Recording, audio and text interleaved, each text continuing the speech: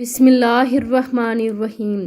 رسول اللہ صلی اللہ علیہ وآلہ وسلم نے ارشاد فرمایا، جنت میں لے جانے والا کون سا عمل ہے؟ حضرت علی رضی اللہ تعالیٰ عنہ فرماتے ہیں کہ میں نے اس منبر کی لکڑیوں پر رسول اللہ صلی اللہ علیہ وآلہ وسلم کو ارشاد فرماتے ہوئے سنا ہے کہ جو ہر نماز کے بعد آیت الکرسی پڑھے گا، اسے جہنت میں جانے سے موت کے علاوہ اور کوئی چیز روکنے والی نہیں ہے، اور جو آیت الکرسی جو اسے بستر پر لیٹتے وقت پڑھے گا، اللہ تعالیٰ اس کے گھر پر اور اس کے پڑوسی کے گھر پر اور اس کے ارد گرد کے چند اور گھروں پر امن عطا فرمائیں گے۔